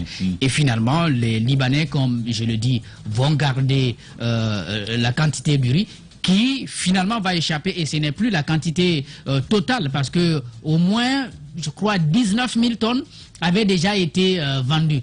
Il restait 4 000 et quelques. C'est les 4 000 et quelques là qui ont été envoyés hier au ministère de la Défense. Et du droit, on s'en fout complètement. Il y a de l'ingérence. On est en plein dans un cas type d'ingérence de l'exécutif dans le judiciaire, ce que le CNRD ne nous avait pas promis. Hein. C'est vraiment grave, et je pense que, vous savez, par rapport au ministre de la Sécurité, ça peut être une bonne foi comme une mauvaise foi. Est-ce que vous comprenez? Parce qu'il peut être mal guidé, et parce que dans la vidéo, comme vous l'avez signalé, quand il dit c'est comme ça que vous avez toujours trompé ce pays. Oui, c'est comme si peut-être on lui avait dit quelque chose et qu'il n'appréciait pas du tout, et pour lui il voulait rendre justice. Alors peut-être qu'il n'avait pas compris. Mais je pense que son entretien avec le haut commandant de la gendarmerie a permis peut-être de comprendre, même au-delà de tout cela, que ce soit ça ou pas, abstenez-vous de vous rendre sur ce genre de terrain quand vous avez une certaine responsabilité dans le pays face à une décision de justice. Finalement, votre bonne foi, on la mettra de côté. Absolument. Et le ministre de la Sécurité que j'ai essayé de joindre depuis hier soir, ce matin encore, même à coup de messages, nous entendrons certainement son avis sur ce dossier-là, mais aussi sur un autre. Antoine l'abordera tout à l'heure. Mais d'ici là, Maître Chérif, c'est l'huissier de justice, il est en ligne. Bonjour Maître. Les grandes gueules. Ouais. Merci de vous prêter à nos questions ce matin. On est avec vous, Jacques, sur ce dossier. Alors, je voudrais que vous nous parliez un peu des derniers développements dans cette affaire. Est-ce que finalement, le riz échappe totalement au contrôle de la société Khalil et Frères? Oui, je vous remercie très bien votre radio d'avoir vous intéressé à cette affaire qui est à la une aujourd'hui. Jusqu'à date, il y a beaucoup de quantités de riz qui échappent au contrôle de société Khalil et Frères. Maître, est-ce que vous pouvez vous éloigner de votre poste récepteur, s'il vous plaît? Ok. Éloignez-vous donc de votre radio et commencez, allez-y. Oui. Oui. Allez-y, on vous écoute si vous êtes éloigné, allez-y. Oui, je dis, j'ai répondu, il y a une bonne quantité qui échappe au contrôle de la société Khalil et Frères. On a tout fait et à date, on n'a pas le contrôle de reste de quantité de riz. Il reste combien? C'est quoi la quantité qui reste donc, qui vous échappe jusque maintenant? Bon, on a dit dans la décision que le riz contenant la cargaison de bateaux doit être mis à la disposition de la société Khalil et Frères. Donc l'ordonnance à ce tribunal de commerce a ordonné à ce que les magasins contenant ces produits soient ouverts et puis que les produits soient remis à la société Kali les Prêts. Donc la quantité que moi j'étais là pour faire un constat du nombre de quantités qu'on retrouve maintenant, parce que avant cette décision, ils avaient procédé à l'évacuation de beaucoup de quantités de riz. On ne savait pas combien serait dans ces magasins-là. Donc à date, on a fait l'inventaire. Donc oui, allez-y. Comme on n'a pas fini d'abord. D'accord. Oui. Vous êtes toujours en train de faire l'inventaire maintenant, là, c'est ce que vous nous dites? Oui, je suis toujours en train. Mais maintenant, là, depuis hier, on a pris le contrôle parce que la société qui a été déclarée sur le dépôt de qualité, qui est maintenant en train de négocier le reste de riz avec la société Sonipes, sans titre ni droit. Ils n'ont aucune qualité, mais comme la société Sonipes, c'est lui qui est receleur en tant que gardien de ces produits, c'est lui qui est en train de racheter ces produits-là à quelqu'un qui a été renvoyé à mieux de se pourvoir dans la décision du tribunal de commerce. Donc, qui n'a aucune qualité, alors là, il est en train de détourner le reste des produits et remettre à la société Sonipes. Maintenant, il trouve moyen pour vendre ça à l'armée pour nous empêcher de récupérer. D'accord, maître. Donc, monsieur Chérif, vous êtes huissier de justice. Merci donc d'avoir pris la parole chez nous ce matin. On espère en tout cas que vous puissiez obtenir gain de cause. Mon cher Antoine, on l'a écouté. Oui, on l'a écouté. C'est un huissier de justice qui s'exprimait là. Et ça laisse un peu. Oui, ça laisse un peu comprendre pourquoi cette affaire, on en est arrivé là. Parce que, à mon avis, le huissier de justice sur ce dossier-là aurait dû être beaucoup plus poignant que ça. Mais ce que nous entendons ce matin, pour moi, c'est pas convaincant. Venant d'un huissier de justice. Il n'a pas vocation à être convaincant. Oui, mais. Il a vocation à aller appliquer les décisions de justice. Peut-être, mais c'est aussi important d'avoir une certaine maîtrise de la langue qui est utilisée. À mon avis, ce matin, on écoute un huissier de justice, on a l'air d'avoir affaire à quelqu'un qui n'est pas nouveau à l'école. Sur le dossier. Non, c'est important de le dire, c'est important. Ça fait partie du dossier. Ça peut être une des raisons pour lesquelles. Non, je suis pas d'accord. Je suis pas d'accord. Ça fait partie, à mon avis, le monsieur la qualité, la compétence d'un huissier de justice. S'il n'est pas rapide dans la langue, c'est pas une question de rapidité, c'est surtout lié à la maîtrise de la langue française. Il maîtrise, il n'a pas fait de faute. Un huissier de justice, ben si, il a fait beaucoup de fautes. Un huissier de justice, en termes de droit, on sait de quoi je parle. C'est comme si on me disait qu'un avocat n'a pas la maîtrise du français. Sur le dossier. Oui, on peut plaider même en déboutez-moi, faites en sorte que je quitte cette partie-là, mais je dis ce que je pense. Pour moi, monsieur le juge. Tu l'as déjà dit, ça fait 3 minutes que tu le dis. Allons-y, mon cher Antoine. On a d'autres sujets là. On a écouté Jacques sur ce dossier-là. Je pense que dans les révélations faites par Jacques Leroy-Leno, vas-y. Je crois qu'il y a des éléments qu'il a évoqués dans son enquête qui montrent qu'il y a par endroit dans les actions du CNRD, surtout des membres du gouvernement, il y a une certaine volonté de tellement vouloir bien faire qu'on finit par passer à côté. Et je crois que c'est ce qui est en train de se passer. Beaucoup de ministres sont encore à l'école de l'administration ou à l'école de la gouvernance. Beaucoup n'ont pas encore la maîtrise de ce pourquoi ils sont aux affaires. Je crois qu'il serait temps. Il y a eu, certes, une retraite à Kindia et à Forikaria, c'était important, mais on doit prolonger la retraite pour au moins une semaine, pour apprendre aux gens comment fonctionne l'administration. Oui, pour ce qui est du dossier. Sur une chose, par ailleurs, avec la ministre de la Justice, elle n'a pas à intervenir sur un dossier en cours devant les tribunaux. Ça, c'est un véritable problème pour l'avenir de la justice. Il y a le ministre de la Sécurité. Parce que moi, je pense que l'entreprise de Kali les Frères s'est fait duper.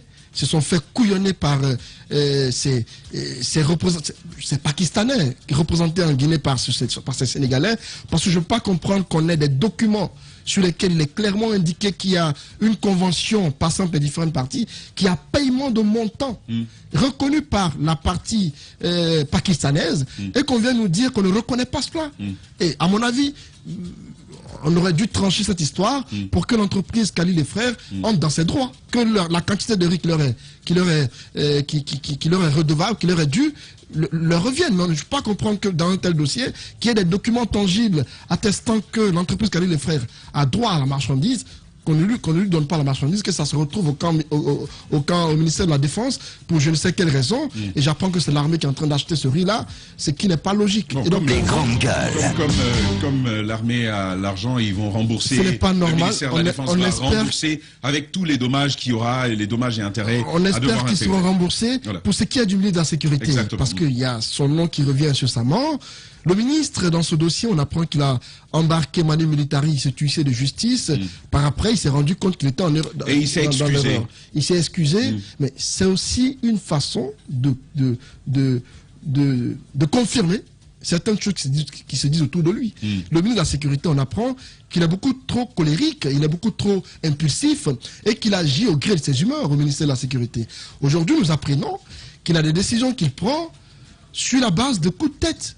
Hier, on apprend qu'il a limogé l'inspecteur général de la police pour des raisons plus ou moins qui sont ses prérogatives. C'est certes ses prérogatives, mais il ne peut pas agir au gré de ses humeurs. Il ne peut pas prendre de décision parce qu'il est content ou fâché. Il doit le faire sur des bases objectives. Et pour moi, parce qu'on a reçu des coups de fil hier au ministère de la Sécurité, il y a un malaise à ce niveau-là. On apprend que le ministre est en train d'agir en Moro Naba là-bas. Antoine, justement. Antoine, tu connais le Guinéen. Oui. Dès que tu sers un peu, on te salit. Oui, mais je pense que là, il faut faire attention. On n'est pas en train de le salir, on est juste en train de... Non, je dis ce que les gens peuvent dire sur lui. C'est une alerte, le ministre. Il doit faire attention. C'est vrai, le CNRD est venu pour nettoyer la maison, mais dans la volonté de nettoyer, certains ont tendance à aller un peu trop fort, à parfois dépasser les limites. Et c'est le cas apparemment du ministre de la Sécurité qui, dans beaucoup de dossiers, est en train d'outrepasser ses prérogatives. Pour ce qui est du limogeage hier de l'inspecteur général de la police, il y a encore à redire. Parce qu'à ce niveau, on apprend que c'est lié à une affaire de véhicule. Le ministre aurait donné instruction à l'inspecteur d'aller prendre des véhicules avec les directeurs généraux qui ont été débarqués. Apparemment, celui-ci n'aurait pas pris tous les véhicules. Beaucoup de véhicules auraient été récupérés par ce dernier, une vingtaine qui sont garés au ministère de la Sécurité. Mais il y a des généraux, comme le général Bafoué, qui détiendraient par devers lui des véhicules de l'administration. L'inspecteur a dit qu'il n'est pas au courant de cette information. Il dit qu'il ne sait pas si Bafoué a encore des véhicules avec lui. Le ministre lui aurait dit que je t'ai donné un ordre que tu n'as pas pu exécuter, apparemment que celui-ci serait incompétent. Sur la base de cet élément, il a été limogé, selon ce que nous apprenons. Et donc, je me dis que... Ça, c'est pas un contexte. Si le ministre a des éléments d'information, il a le droit de réagir. Non, il n'a pas aussi le droit de vouloir imposer certaines choses qui, pour moi, peuvent se négocier de façon diplomatique. Si Bafoué a des véhicules par devers lui, que le ministre a l'information... Il n'y a pas de diplomatie à faire là-dessus. L'inspecteur a récupéré des véhicules. J'ai vu ces véhicules au ministère de la Sécurité. Une vingtaine de véhicules qu'il a pu récupérer avec des directeurs généraux. C'est l'un des rares qui a pu mettre aux arrêts des officiers de la police. Récemment, Fabou a été mis aux arrêts pour être envoyé à Cameroun. C'est l'œuvre de cet inspecteur de la police. Il y a eu l'arrestation, il y a eu l'interpellation de quelques cadres comme Lamine Keïta dont on parlait tantôt de la DCPAF. Il y a eu également d'autres personnes qui ont été interpellées par cet inspecteur-là. Il avait commencé à prendre ses marques au ministère de la Sécurité. Et tout d'un coup, le ministre prend la décision de le débarquer. On aurait pu l'avertir. C'est lui qui l'a nommé. On aurait pu l'avertir. C'est encore lui qui l'a nommé. De façon progressive. Mais le ministre ne peut pas, sur un coup de tête, un beau matin, débarquer un cas de ce type. Alors qu'une mission lui a été confiée. À mon avis, le ministre... J'apprends que c'est un général de l'armée. Il est peut-être un haut gradé de l'armée, mais il faut qu'il fasse attention. Non, je puis dire que c'est un officier de police très brillant, semi. Il est peut-être brillant, mais dans la gestion des hommes, dans la gestion de la chose, il y a un souci à son niveau. Parce que ce n'est pas la première fois qu'on apprend des choses autour de lui. On apprend qu'il est très nerveux, qu'il est très impulsif. Qu'il fasse attention à ce qu'il fait. Je pense que le dernier point d'Antoine est important. C'est vrai qu'on peut avoir tous les grades, mais on peut ne pas avoir le tact managérial pour gérer des personnes. Maintenant, concernant la récupération des véhicules, si c'est dans ce cas, on ne peut pas lui demander... D'être diplomatique. Non seulement d'être diplomatique, non, mais on ne peut pas lui demander de violer aussi la loi. Parce qu'il faut signaler que des officiers du rang, par exemple, de Bafoué, du rang de celui qui était à la DPJ, Fabou, quand ils quittent leur fonction, ils ont droit à un agent de sécurité, ils ont droit à un véhicule. Mais on ne parle pas de ça.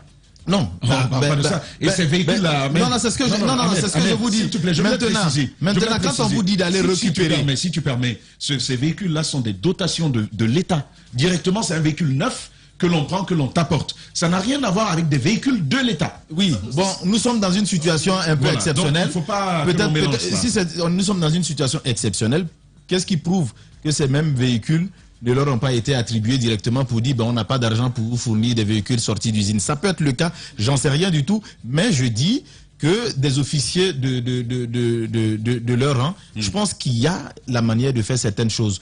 Donc, si c'est dans ce cadre-là, en tout cas, je pense que eux aussi, ils ont tous des hiérarchies. Parce que si il y a un ministre de la Sécurité, mais le ministre de la Sécurité aussi relève du Premier ministre, si on peut le dire ainsi, le Premier ministre qui relève du Président. On veut arrêter certaines pratiques. Si ça continue, que ce soit de la part des ministres, que ce soit de la part d'un cadre de l'administration guinéenne, il faut dénoncer. Ce n'est pas du tout normal. Si c'est comme ça, je pense que l'administration ne fonctionnera pas. Et c'est vrai, quand on dit qu'il est parfois colérique, bon, ce sont des situations qu'on apprend.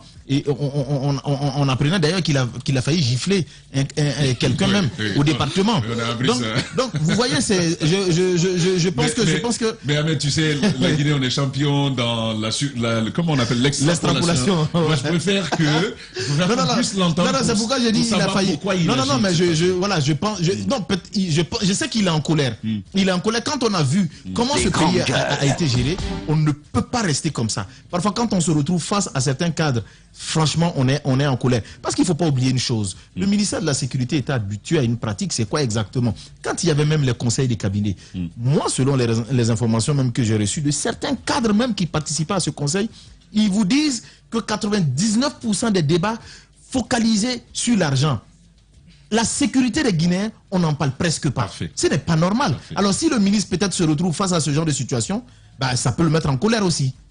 D'accord. Et Jacques Léoard, rapidement, il y a cette réaction-là que tu souhaites partager avec nous? Non, c'est la réaction du général Bafoué qui dit qu'il a rendu tous les véhicules en sa possession, un véhicule de commandement et une flèche. Et tout est consigné dans le PV de passation. Absolument, tout est consigné dans le PV de passation. Dans un instant, nous allons à Fria et notre premier invité est déjà en ligne, mais c'est juste derrière cette transition. Les GG, les grandes gueules, Radio Espace Guinée. Notre démocratie, la démocratie guinéenne, qualifie de basse intensité le fait que ces hommes, quand ils sont dans l'opposition, font d'abord semblant d'en avoir pris conscience, puis font l'inverse de ce qu'ils avaient promis une fois arrivés au pouvoir. Restons vigilants, car le pouvoir, c'est vous, le peuple. Les journalistes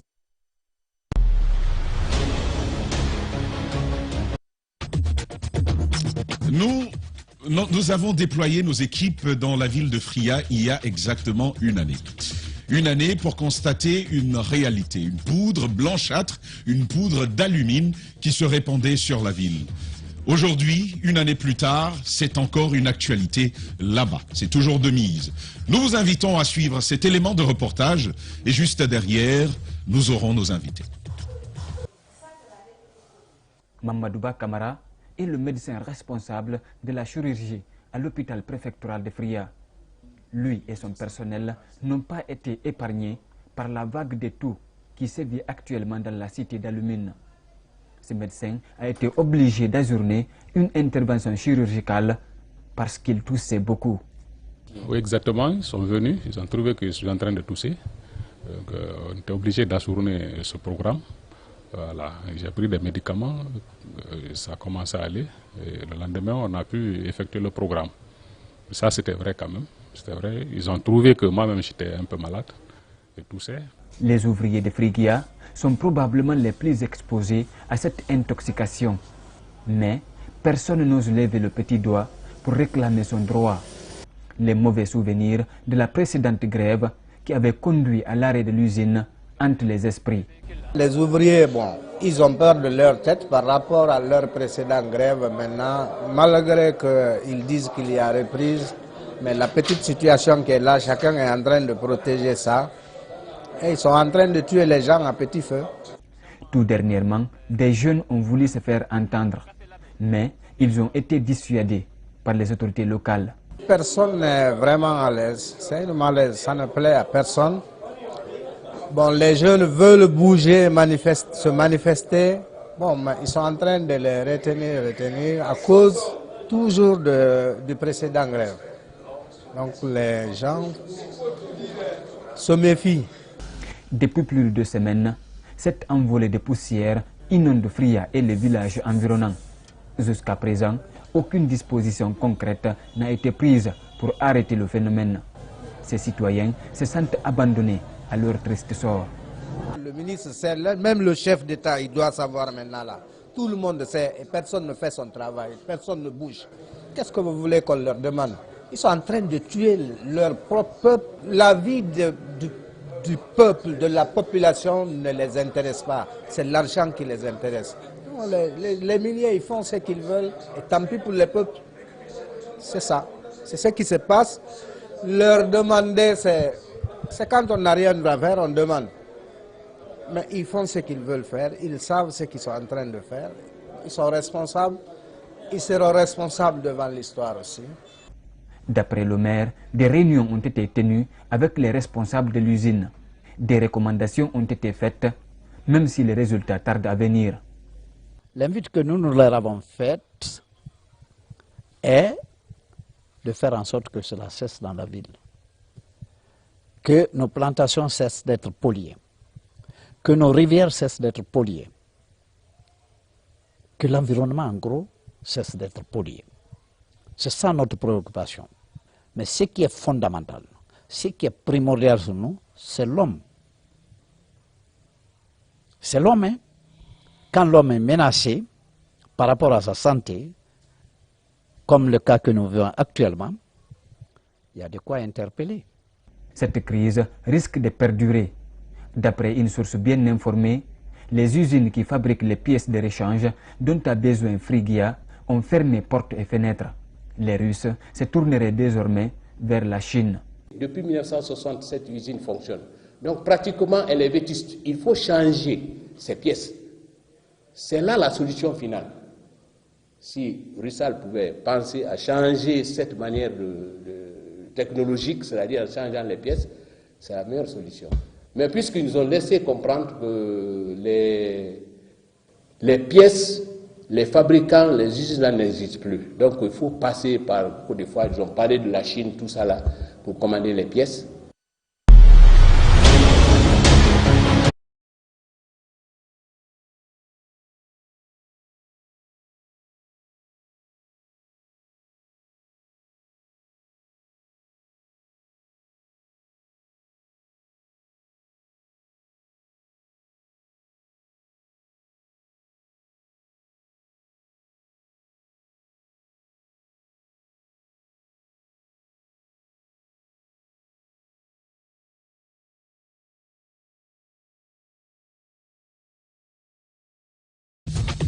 Un reportage signé Mamadou Kalisso et Djibril Kabak Kamara, nous vous l'avons dit, ce reportage, tenez-vous bien, il date d'une année. Une année plus tard, la réalité est toujours d'actualité à Fria, d'où nous attend Alassane Aïssatou Sylla. Alassane Aïssatou Sylla, nous vous l'avons dit, est coordinateur du collectif des citoyens pour la lutte contre la pollution à Fria. Monsieur Sylla, bonjour. Bonjour M. Tamba et bonjour à toute l'équipe. Merci de vous prêter à nos questions ce matin. Mon cher Jacques, cette interview commence avec vous. Alors, dites-nous, Monsieur Sylla, quelle est la situation qui prévaut actuellement à Fria? On sait très bien que depuis quelques années, vous avez élevé de la voix pour signaler. Est-ce qu'il y a eu de l'atténuation ou de l'aggravation? Merci pour cette opportunité que vous nous offrez aujourd'hui afin que toute la Guinée, les autorités au plus haut niveau, sachent réellement ce qui se passe à Fria. Aujourd'hui, nous allons dire que c'est encore grave, puisque depuis fin d'année 2019, cette situation, comme votre reportage l'a montré, était là. Et à un moment donné, ça a beaucoup cessé, mais ça fait maintenant quelques semaines, ça a encore repris de belle. Et nous, on observait pour voir ce que les autorités allaient faire, mais malheureusement, nous avons vu que ce n'était pas le cas. Donc, pratiquement, il y a une très grande fuite encore de l'alumine qui s'abat sur toute la ville, sur le couvert végétal, la pollution atmosphérique, qui a aujourd'hui occasionné assez de problèmes de santé aux citoyens. Donc, c'est encore pire qu'avant. D'accord, monsieur Silla, vous parliez justement de tout ceci, des conséquences de cette pollution, là, Jacques. On poursuit. Alors, vous dites que ça s'aggrave. Est-ce qu'il y a eu des discussions entre vous, de la société civile, et les responsables de l'usine? Ont-ils accepté de faire en sorte que les conséquences de cette pollution ne continuent à vous affecter sur place? Pratiquement, nous n'avons pas vu une solution dans ce sens, puisque depuis 2019, nous avons parcouru tous les bureaux, nous avons rencontré toutes les autorités à tous les niveaux, de la mairie à la préfecture, en passant par les services techniques. Mais en ce moment, on a été confronté à un blocus de la part des autorités préfectorales qui étaient là d'alors, parce qu'ils formaient ici un mur face à nos citoyens et les autorités de l'usine. Je vais parler des autorités Roussal-Pédia. Donc, pratiquement, il n'y avait pas eu assez de solutions auxquelles nous attendions. Maintenant, cette année encore, ça a repris. Nous avons déjà interpellé les autorités communales, non seulement, mais aussi les autorités préfectorales. Cette fois-ci, nous voulons aller encore beaucoup plus loin. Parce que ce qui s'était passé en fin 2019 et ce qui se passe maintenant, je crois que nous n'allons plus emprunter les mêmes chemins. Et heureusement qu'il y a de nouvelles autorités. C'est aussi une opportunité pour qu'elles sachent qu'il y a de la pagaille à payer. Parce que nos autorités ont tendance à avoir un langage plus diplomatique vis-à-vis de ces partenaires qui ne comprennent pas aujourd'hui nos amertumes, notre souffrance, puisque c'est une question de santé publique. Aujourd'hui, j'avais eu la chance en 2019 d'échanger avec une autorité de la santé sur place. Quand vous prenez les 3 dernières années, tout ce qui est lié aux infections respiratoires aiguës, ça fait beaucoup plus accru encore. Donc on pense qu'ils n'ont pas fait assez pour que ces partenaires aujourd'hui sachent ce qui se passe. Ils ne se soucient pas assez de la santé publique, mais plutôt de leur production. C'est pourquoi cette fois-ci, nous avons éminemment arrêté un mouvement des jeunes, parce que nous leur avons dit de patienter, d'écouter les nouvelles autorités, puisque beaucoup voulaient qu'on parte carrément bloquer la rentrée de l'usine jusqu'à ce que solution soit trouvée. Parce que nous avons quand même l'impression que ces partenaires qui sont là ne se soucient ni de la santé, ils ne respectent pas les citoyens de Fria, ils font ce qu'ils veulent, et pas bon leur semble. Et c'est ce qui est malheureux. Et nous l'avons demandé auprès des autorités vraiment qu'ils essaient de trouver un cadre de concertation entre les partenaires et nous. Et quand eux, ils vont utiliser des propos diplomatiques, nous allons leur dire toutes les vérités sur table pour vraiment cette situation change. Non seulement la pauvreté nous tue, compte tenu des conditions de vie et de travail des travailleurs de l'usine, mais à côté, nous autres citoyens sommes aussi en ville, nos animaux, le couvert végétal, tout est aujourd'hui pollué et c'est notre santé au moins que nous avons qui est menacée. Et aujourd'hui, tout le monde touche à Fria. C'est vraiment dommage, honnêtement. Aujourd'hui, tout le monde tousse à Fria. J'ai passé 3 jours à Fria au compte d'une rencontre de la Basse-Côte des jeunes chrétiens. Plus de 50% des participants sont revenus malades avec des problèmes de toux et de respiration. Mon cher Ahmed. Justement, c'est ce que j'ai voulu poser comme question pour savoir exactement. Est-ce qu'aujourd'hui, à part ces questions de toux, est-ce qu'on a remarqué qu'il y a des maladies qui ont fait leur apparition dans la ville de Fria aujourd'hui, parce qu'il ne faut pas oublier que ce genre de situation conduit directement à des maladies cardiovasculaires. Est-ce que vous êtes rapproché des services de santé pour vous intéresser à la question que pose Ahmed ce matin? Effectivement, nous avons rencontré quelques médecins parce que beaucoup n'ont pas voulu parler à visage découvert. Mais ils ont quand même dit que ce qui tombe aujourd'hui sur la ville de Fria, l'alumine là, est source de beaucoup de problèmes, de maladies liées à la respiration, et puis c'est des infections respiratoires aiguës. Et puis, sans oublier aussi d'autres problèmes liés un peu à la peau, des éruptions cutanées. Et à long terme même, ça peut provoquer des maladies cancérigènes. Donc, c'est un peu ce qui a été dit, que si rien n'est fait, ça va être encore pire. Parce qu'aujourd'hui, la pneumonie a pris de l'ampleur à Fria. La DPS a une statistique dans ce sens, que moi j'avais eu la chance de voir, mais pratiquement on n'avait pas pu photocopier parce que les autorités qui étaient là, à ce moment, les interdisaient de trop se prêter aux questions liées à cette pollution atmosphérique. Bien sûr, quand même, tous les citoyens de Fria sont exposés aux maladies quand même respiratoires aiguës à moyen terme et à long terme, surtout cancérigènes. Absolument, mon cher Alassane Aïssatou Sylla, coordinateur du collectif des citoyens pour la lutte contre la pollution de la ville de Fria. Merci, mon cher Sylla, d'avoir pris la parole chez nous ce matin. Sur Radio Espace Guinée, les GG pensent comme Jim.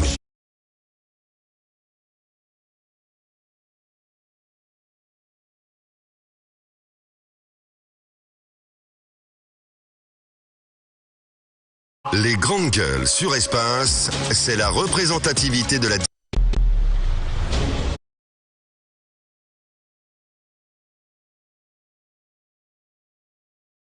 Une réalité toute particulière pour laquelle il faudra que le gouvernement puisse se bouger. Vous savez, l'usine de Fria avait été fermée. On sait que les équipements qui étaient là étaient vétustes. Et l'usine a été fermée, mais pour la réouverture, on n'a pas cherché à améliorer ce qui existait. Donc, il y avait là deux situations. Et vous-même, vous l'avez reconnu, puisque vous avez rencontré les populations de Fria. C'était soit on ouvre l'usine et on vous tue à petit feu, ou on n'ouvre pas et vous continuez quand même aussi à mourir. Parce qu'il n'y a pas d'emploi. Il n'y a pas d'emploi. La ville est adossée à ce travail de l'usine. Alors, finalement, les populations ont préféré choisir aussi la réouverture de l'entreprise, mais occasionnant en même temps la mort à petit feu. Parce que c'est ce qui est en train de se passer aujourd'hui. C'est vrai que les populations sont là-bas pour l'instant, on n'entend pas beaucoup de bruit, mais dans 5 ans, dans 10 ans, Fria sera où les habitants de Fria, ça va être une zone qui fera vraiment pitié. Ça, il faut le dire, il faut se tirer la sonnette d'alarme. On n'est pas satanique ce matin dans ce studio, mais c'est cela la réalité. Vous ne pouvez pas inhaler ce genre de poussière pendant des années et des années et vous en sortir de façon saine. Ce n'est pas possible. Alors que les inspecteurs, ces inspecteurs-là, ceux qui, lui, il est responsable, ce monsieur qui vient de parler, mais ceux qui quittent Conakry là, pour aller là-bas, qu'ils soient honnêtes vis-à-vis des autorités et que les autorités eux-mêmes sachent. Alors si on ne l'a pas dit au CNRD, puisque le CNRD est venu aussi pour arranger ce qui a été désordonné, il faut signaler qu'on est en train de tuer les populations de Fria. Justement, on est en train de tuer les populations de Fria. Un regard de spécialiste ce matin, Zaou Guilavogui, le directeur préfectoral de l'environnement à Fria. Mon cher Jacques. Alors, monsieur Zaou, bonjour. Bonjour. Bienvenue donc à cette émission. Vous avez entendu tout à l'heure le témoignage de monsieur Sylla de Fria. C'est le constat certainement que vous avez pu faire sur place. Est-ce que du côté de votre direction, vous avez fait aujourd'hui une étude à quel niveau, à quelle proportion vous évaluez la pollution de cette usine? Bon, il faut se dire que depuis octobre 2021, il y a une pollution atmosphérique due à l'envolée de poussière à Fria. Évaluer, c'est pour vous dire que ça, vraiment il y a de la poussière. Je n'ai pas de mesure d'évaluation, mais ce qui reste clair, tous les espaces sont couverts de poussière. Il y a les aliments qui sont contaminés, il y a les voitures, partout, il y a l'alumine qui descend. Et ça provoque la colère de la population, effectivement. D'accord. Jacques Léoy. Antoine, pardon. Oui, vous qui êtes environnementaliste, quelles peuvent être les conséquences de cela sur le couvert végétal, sur la vie des populations?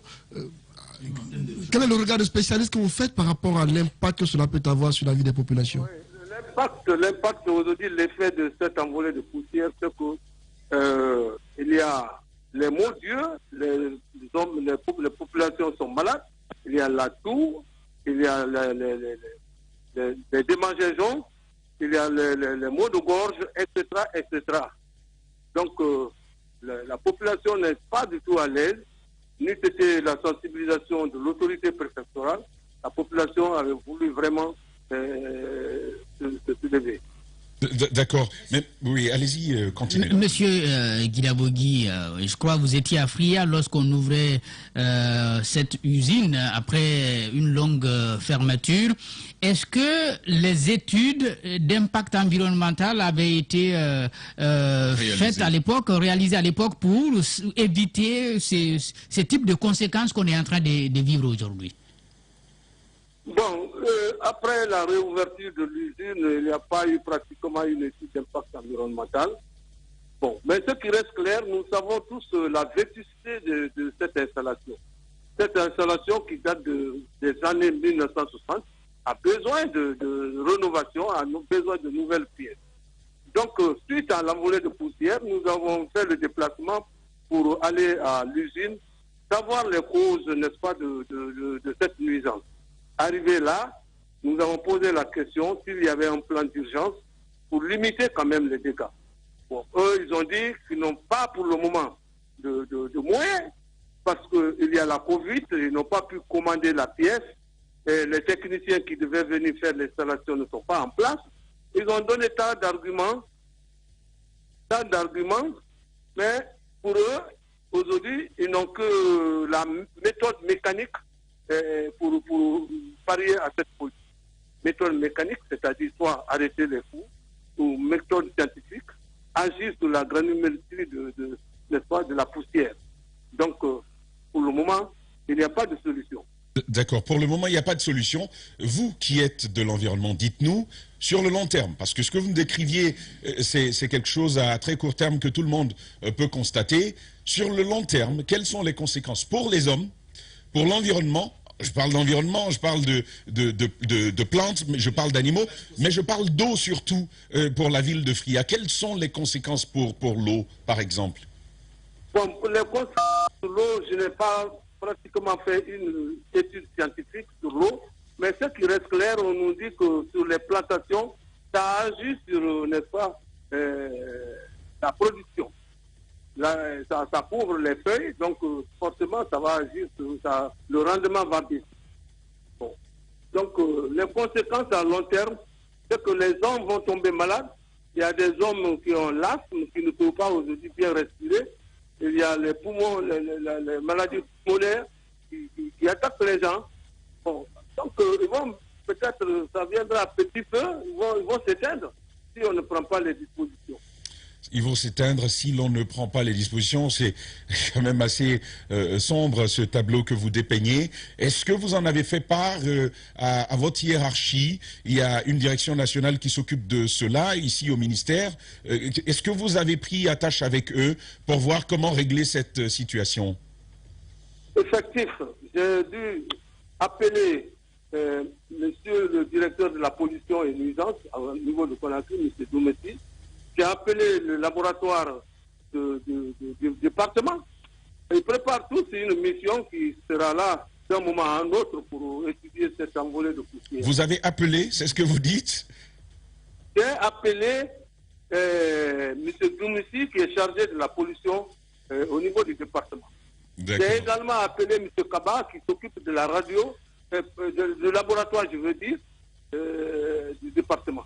En fait, ce que j'essaie de vous dire en vous demandant si c'est appelé que vous avez fait, vous êtes quand même le directeur préfectoral de l'environnement. Appeler ne suffit pas. Il faut faire un travail de constat à l'intérieur d'un document qui est transmis. Un mémo, c'est même petit, mais une petite étude à l'échelle préfectorale et ensuite transmettre ça.